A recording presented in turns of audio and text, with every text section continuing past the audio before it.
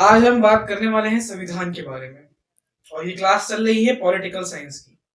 तो सभी देशों का एक अपना अपना संविधान होता है, वैसा ही इंडिया का भी है, जिसे हम भारतीय संविधान और इंडियन कॉन्स्टिट्यूशन इंग्लिश में बोलते हैं।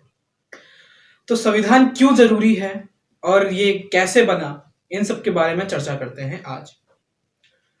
तो संविधान संविधान पहली बात तो एक पुस्तिका है। कौन सी पुस्तिका है? तो संविधान एक नियम पुस्तिका है जो देश को नियमों में बांध कर रखती है। मतलब कि उसमें कुछ प्रारूप दिए गए हैं, कुछ अ, अधिकार दिए गए हैं। जैसे कि भारतीय संविधान में एक अधिकार है मूल अधिकार।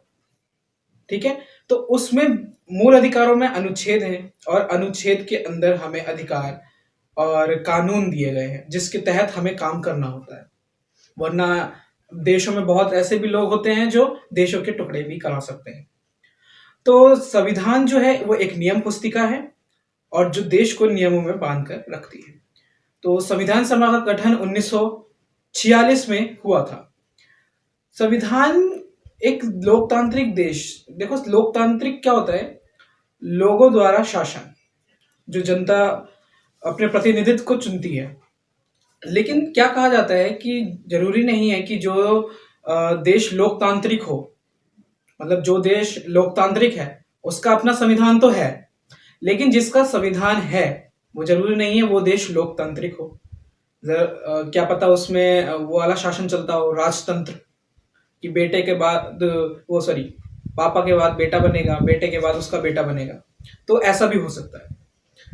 तो ये बात माइंड में डाल देना है कि लोकतांत्रिक देश है तो उसका संविधान होगा ही होगा। लेकिन अगर उस किसी देश के पास संविधान है तो यह जरूरी नहीं है कि वो देश भी लोकतांत्रिक होगा। ठीक है, तो संविधान कैसे बना?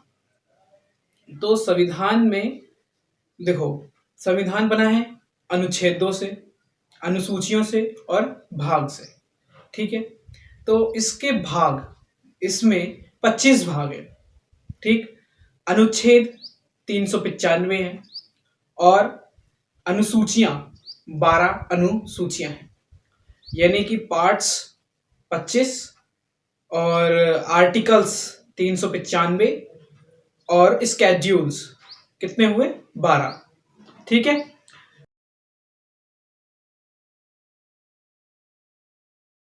तो आज के लिए बस इतना ही। बन रही है हमारे साथ।